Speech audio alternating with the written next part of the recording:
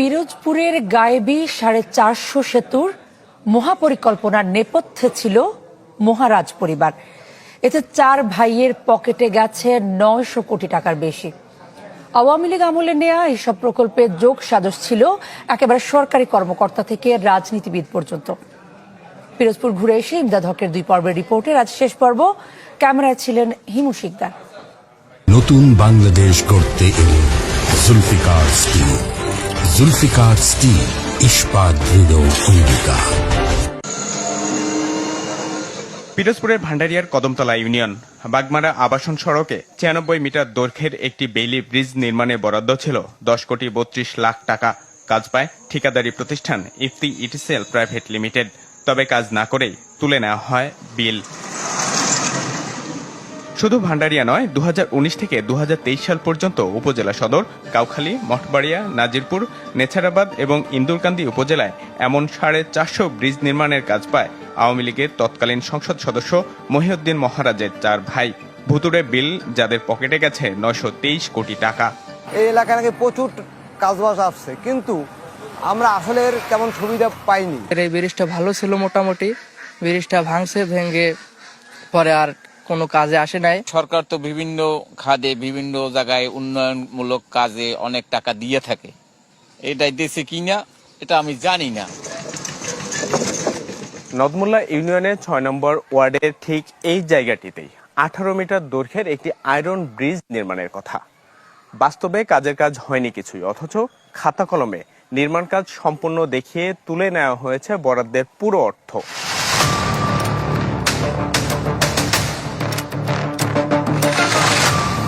কাজ না করে সরকারি কোষাগার থেকে কিভাবে তুলে নেওয়া হলো বিপুল এই অর্থ? চ্যানেল 24-এর অনুসন্ধানে বেরিয়ে এসেছে দুর্নীতির নেপথ্যে রাজনীতিবিদ থেকে সরকারি কর্মকর্তাদের যোগসাজশ। ভুতুড়ে সেই সব বিল তৈরি করেন ভান্ডারিয়ার তৎকালীন এলজিইডির উপজেলার প্রকৌশলী আব্দুর রহিম সরকার। জেলা নির্বাহী প্রকৌশলী আব্দুস সাত্তারের হাত হয়ে যার চূড়ান্ত অনুমোদন দেন জেলা হিসাবরক্ষক মোজাম্মেল হক খান। আগে যারা ছিল তাদের বিরুদ্ধে ব্যবস্থা তো হয়েছে, দুদক মামলা করছে। আমাদের সাত্তার স্যার উনি ওনারা তো আমরা ট্রেস পাই না। আচ্ছা, না সাত্তার ভাই ঢাকায় আছেন, আমাদের যোগাযোগ নেই, আমরা তাকে ফোন করে পাই না।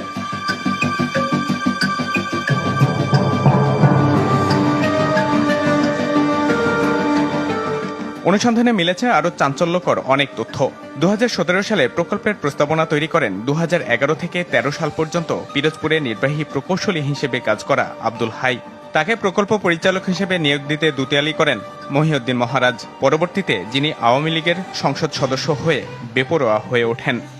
নতুন প্রজেক্ট বাস্তবায়ন করে এখান থেকে দুর্নীতি করার একটা প্রচেষ্টা আছে, কিন্তু এখানে যদি সরকারি ব্যয়ের গুণগত মান না বাড়ে তাহলে সেখান থেকে আমরা আসলে কিন্তু প্রকৃত অর্থে সুবিধা পাবো না।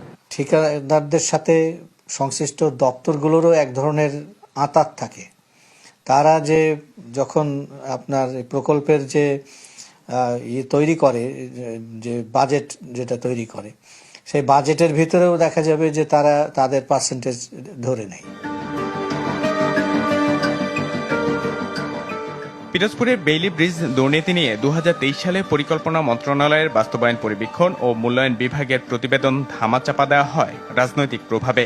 যদিও জুলাই অভ্যুত্থানের পর তদন্ত শুরু করেছে দুদক, ততদিনে অবসরে চলে গেছেন দুর্নীতির সাথে জড়িত বেশিরভাগ কর্মকর্তা। ইমদাদ হক, চ্যানেল 24, ঢাকা।